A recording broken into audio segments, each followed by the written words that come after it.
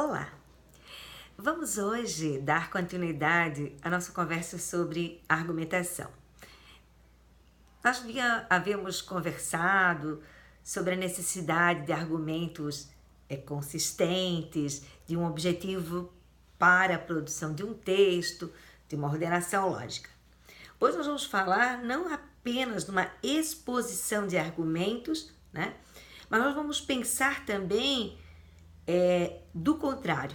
E é uma coisa muito difícil, né? Sobretudo quando a gente tem convicções, né? De dizer, não, eu não vou me colocar no lugar do outro.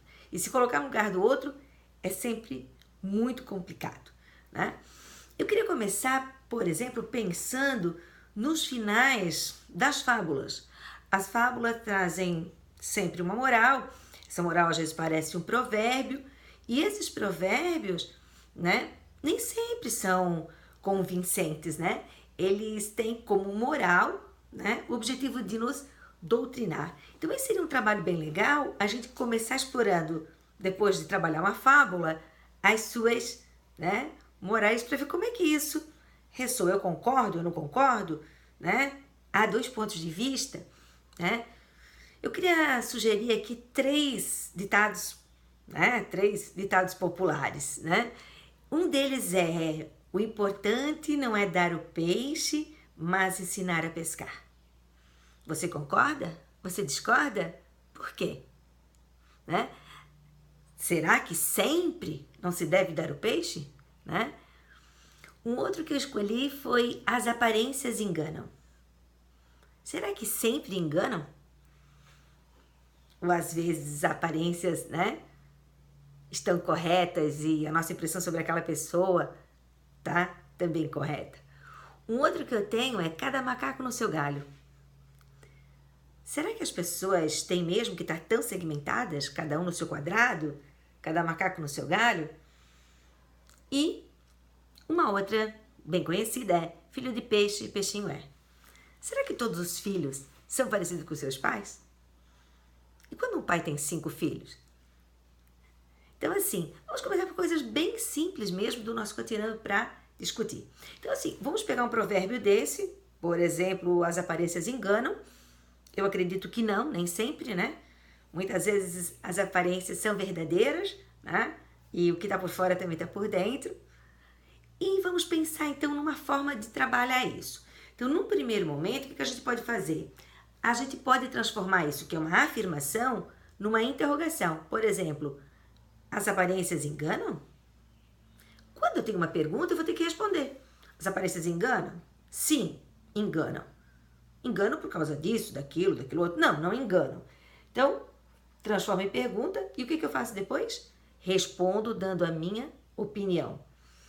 Dei a minha opinião, mas a minha opinião não é suficiente para sustentar. E eu vou pensar num argumento. Tá? Vou pensar num argumento. Vou, por exemplo, buscar na história pessoas, né? Muito frágeis aparentemente, né? E que depois foram muito fortes, né? Na sua luta. Podemos pegar a Madre Teresa de Calcutá, poderemos pegar a Irmã Dulce, né? Ou seja, a aparência frágil, né? De um lado, mas uma fortaleza interior. E a gente pode pensar sobre isso, sobre o Gandhi, sobre tantas pessoas, né, que me ocorre agora. Então, no primeiro momento, a gente faz o quê? Transforma a afirmação em pergunta, responde sim ou não, dá a nossa opinião, e a partir da nossa opinião, a gente traz um argumento, que pode ser um dado estatístico, como a gente já comentou, pode ser uma citação, né? Uma biografia, uma definição. Feito isso, o que eu vou fazer? Eu vou me colocar. Se eu acho que as aparências não enganam, há alguém que pensa que as aparências enganam. E aí o que eu faço? Me coloco no lugar dessa pessoa. As aparências enganam. E as aparências enganam por quê? Então nós podemos pensar aí várias situações, né?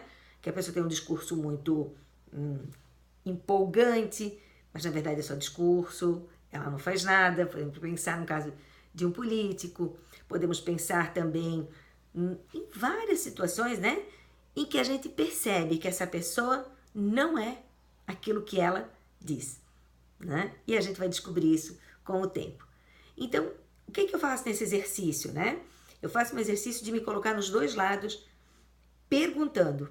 Se a minha resposta é sim, eu defendo meu ponto de vista, mas eu também penso do ponto de vista do outro, tá certo? Então, essa é uma atividade bem interessante, que é a atividade de interrogar o tema, transformar uma afirmação numa pergunta. Uma outra possibilidade, né, é trabalhar o jogo do sim e do não, né? Então, tu pode lançar a pergunta ou lançar um argumento e os alunos, né, vão ter cartõezinhos, eles mesmos podem fazer os cartões do sim e do não e eles levantam sim ou não. E aí eles podem se dividir, por exemplo, os que são sim trabalham, né, discutindo e levantando argumentos, os que são não trabalham na outra vertente. E um vai tentar, né, argumentar a favor do seu ponto de vista. Pode ter também, né, os apreciadores que vão discutir, né? Então, as respostas do sim foram mais baseadas em fatos, eu me senti contemplado mais ali, a argumentação foi melhor, o não teve um argumento frágil aqui, e os próprios alunos vão fazendo essa devolutiva. Então, o trabalho com cartões de sim e não é bem interessante. Uma outra sugestão é assistir a uma cena de filme ou mesmo de um documentário. Eu aqui vou sugerir uma cena do Chicó e do João Grilo, né? Do Alto da Compadecida, eles são muito divertidos. E se vocês procurarem no YouTube, está escrito Meu Deus, Minha Nossa Senhora. Meu Deus, Nossa Senhora. É a história, né, que eles fazem uma promessa do dinheiro à Nossa Senhora. E eles ficam muito em dúvida se eles vão pagar ou não essa promessa. E é bem interessante a discussão dos dois, né? Um tenta convencer o outro e eles entram num conflito interior e tal. E aí com os alunos é bastante interessante se colocar no lugar também, né? Se eu fosse o Chicó, se eu fosse o João Grilo, eu pagaria? Não pagaria? Ficaria com o dinheiro? Pagaria só metade? E vocês podem escolher outras cenas, né? Para fazer esse tipo de discussão, né? Então, a gente está trabalhando aqui apontando para uma perspectiva do debate regrado, né? Onde eu apresento, o outro contra-argumenta, eu posso ter uma réplica, posso ter uma tréplica, e alguém no final vai julgar não a pessoa, mas a validade do argumento. E isso é muito importante, que os alunos que trabalham observando, né, os que são a favor e os que são contra, percebam isso. Mas antes de trabalhar exatamente com o júri simulado, é muito importante assistir a filmes, né? A gente mesmo, como professor, assistir a filmes que mostrem o júri e tudo mais. Eu vou fazer algumas sugestões e acho que é importante o professor assistir, fazer o levantamento das potencialidades para depois trabalhar esse filme em sala de aula. Por exemplo, há os trailers primeiro para vocês darem uma olhada e tal, né? Um deles é Versões de um Crime. É bem interessante, né? É a defesa de um adolescente no tribunal, né?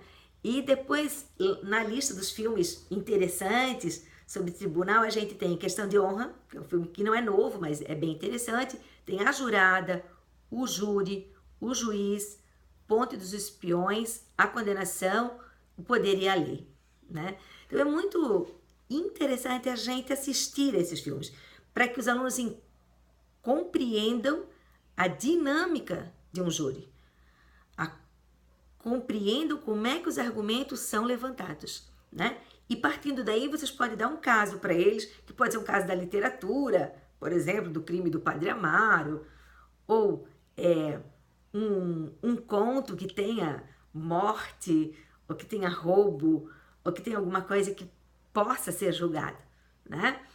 É uma experiência que vale a pena. Então, antes de começar a produzir um júri simulado, a gente tem que compreender como é que funciona. Então, a minha sugestão é assistam, observem a organização de um júri, mas, sobretudo, observem e façam uma discussão sobre o processo de construção dos argumentos. Como é que aquele advogado, como é que aquele promotor garimpou aqueles documentos. E como esse garimpo, essa organização, a tomada de nota na hora da apresentação de um argumento e de outro, vão mobilizando, né, cada um para melhorar o seu posicionamento a favor ou contra. Tudo bem? Então, vou ficando por aqui. Eu espero que a minha sugestão tenha ajudado. Até o nosso próximo encontro.